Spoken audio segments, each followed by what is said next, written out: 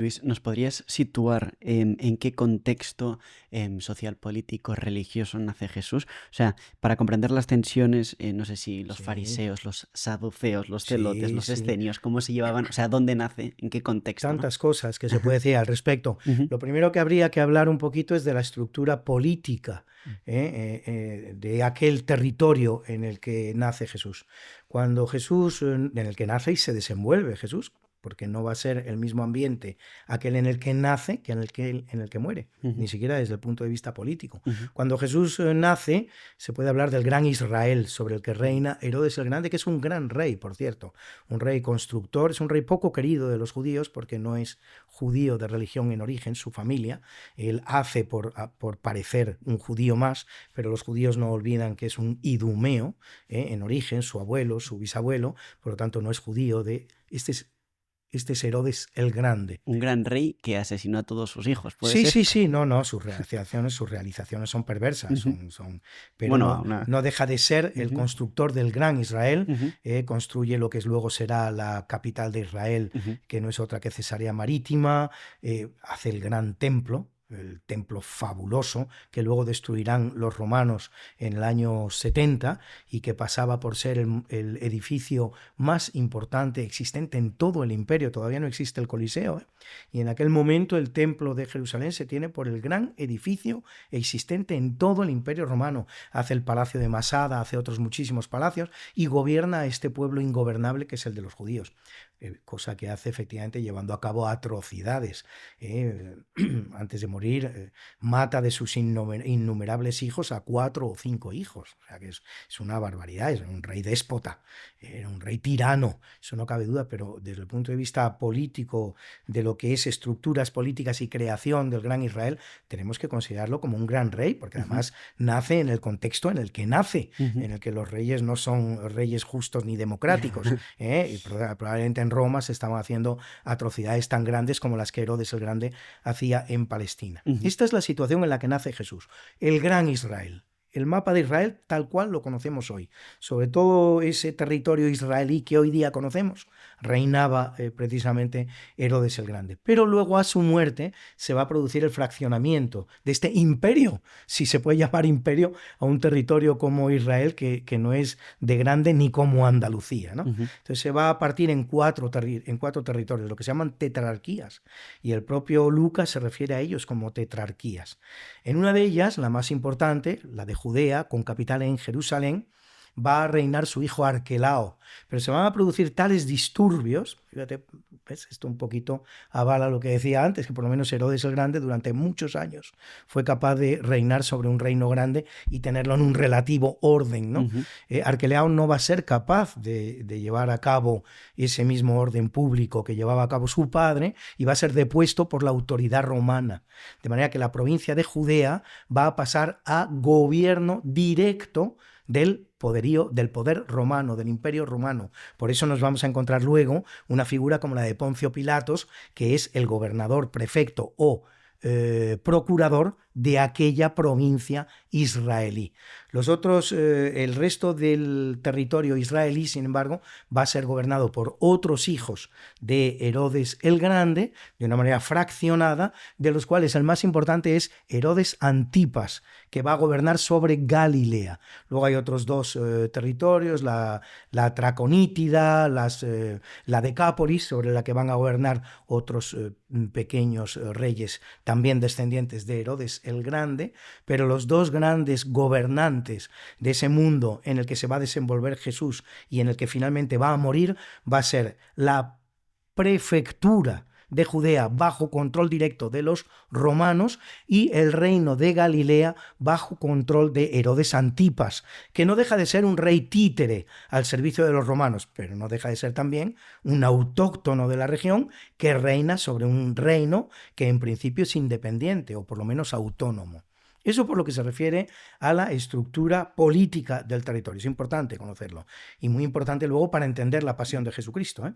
Por lo que se refiere a la estructura social, es decir, aquel pueblo que vive en este territorio del que estamos hablando, que en un momento dado fue reinado por Herodes el Grande, pues ahí tenemos toda clase de grupos sociales con ambiciones y con creencias absolutamente distintas. Tenemos el grupo más importante, tal vez, aquel además que vemos más veces representado en los evangelios, que es el grupo de los fariseos. Los fariseos son personas de estricta observancia, es un grupo antiguo que tiene ya unos cuantos siglos de existencia. Su nombre, de hecho, significa los separados. Los fariseos son los separados, pero no dejan de ser, socialmente hablando, los que más influencia tienen en aquel mundo en el que vive Jesús, de estricta observancia, que hacen, como se ve a lo largo de todos los evangelios, dan muchísima importancia a los aspectos formales de la ley. Este es el grupo al que más veces se va a enfrentar Jesucristo, pero lo va a hacer con su propio lenguaje, lo va a hacer con sus propias formas. A mí todo esto me hace pensar, puesto que de Jesucristo tenemos un testimonio en Lucas que nos habla de su primera infancia, que llega hasta los 12 años, muy pequeño, muy breve, y luego se recupera la figura de Jesús cuando ya tiene 30 años y lleva a cabo su ministerio, un ministerio que en San Juan va a durar 3 años, en los sinópticos va a durar un solo año. Ahí hay unos años de los que no se sabe nada, se llaman los años perdidos de Jesús. Nadie sabe nada, no hay textos de tipo histórico para saber qué es lo que hace Jesús entre sus 12 años y sus 30, y a mí me hace pensar la lectura del Evangelio, esta familiaridad que tiene Jesucristo con los fariseos, que en esos años perdidos de la vida de Jesús tiene una intensa cercanía con el grupo de los fariseos. Los conoce perfectamente lo que son sus puntos flacos. Por otro lado, son aquellos que tienen mejor formación bíblica, mejor formación cultural, y Jesucristo la tenía, ¿eh? Así que para mí no es descartable que en esos años perdidos de la vida de Jesús hubiera existido una intensa cercanía de Jesucristo con el grupo de los fariseos. Hay otro grupo que es menos amplio, que tienen menos representantes, que tiene incluso, si se quiere, desde el punto de vista social, menos influencia en aquel ambiente que vivió Jesús, pero que tiene una gran influencia política en aquel momento, en aquel gran Israel. Está muy cercano a los romanos, se siente muy bien en el ambiente que han creado los romanos, que es el de los saduceos. Dominan el Sanedrín y dominan el templo en aquel momento. Por lo tanto, son más elitistas, tienen menos influencia sobre el pueblo, pero están más cerca del poder político.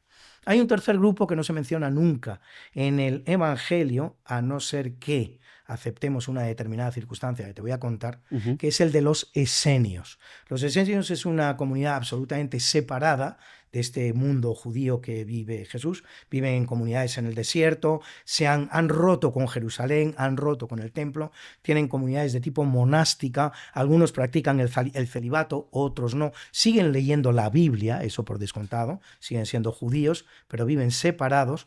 Y es posible, es muy posible, yo lo veo como muy posible, lo acepto, lo veo como hipótesis razonable y aceptable, que San Juan Bautista fuera un esenio. Tuviera algún tipo de comunicación, de contacto con las comunidades esenias que existen en aquel momento en Israel.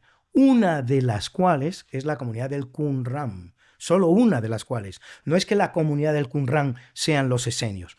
Los esenios son más amplios. Una de esas comunidades esenias es la comunidad del Qumran, que la conocemos muy bien.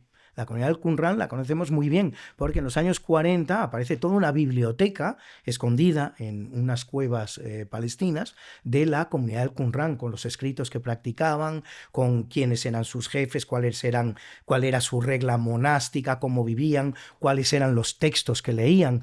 Es muy posible que precisamente los textos veterotestamentarios del Antiguo Testamento que nos han llegado a través de la comunidad del Qumran sean los textos bíblicos más antiguos que han llegado a nuestros días, anteriores a la Septuaginta, que es una Biblia que se va a escribir en los finales del siglo I, en los entornos de Alejandría, una traducción del hebreo al griego de la Biblia, que hasta ese momento pasaba por ser el texto bíblico más antiguo que había llegado a nuestros días. Y luego hay una cuarta comunidad que es la de los celotes. Los celotes no dejan de ser, si se quiere, por abreviarlo mucho, una suerte de fariseos que además practican la violencia. Ideológicamente hablando están muy cerca de los fariseos, pero son partidarios de librarse del yugo romano mediante la violencia y la practican. ¿Aparecen mencionados en el Evangelio? Pues no, pero sí, o sí, pero no. Es decir, no aparecen mencionados como tales, pero es muy posible que 2 de los apóstoles de Jesús fueran celotes. Uno de ellos, porque así se llama, Simón el Celote. Así lo recogen los 3 evangelios sinópticos, no Juan, que no se refiere en ningún momento a él, pero los evangelios sinópticos que nos hablan de Simón el Celote. Por lo tanto, blanco y en botella, ¿no? Como se dice. Y luego es muy posible que Judas Iscariote también fuera un celote. Porque hay que interpretar ese término Iscariote, que tiene 2 posibles interpretaciones etimológicas. Una de ellas es procedente de una ciudad que se llama Keriot, Iscariote, procedente de Keriot, y la otra simplemente significa sicario. Y los celotes son también conocidos como sicarios, así los menciona Flavio Josefo, como celotes o sicarios. Por lo tanto, Judas el sicario. Y la verdad que el comportamiento de Judas en los evangelios respecto de Jesús se corresponde bastante bien precisamente con el que habría tenido un sicario, un celote, que en los últimos momentos del ministerio de Jesús se decepciona de Jesús y se da cuenta que no es el líder que están esperando y que están buscando, porque no cree en la violencia. Probablemente ese momento en el que Jesús dice darle al César lo que es del César y a Dios lo que es de Dios, que ocurre apenas 2-3 días antes de que Jesús sea crucificado, es lo que va a llevar a Judas Iscariote a la decepción definitiva. Este no es el líder que necesitamos y por eso le traiciona.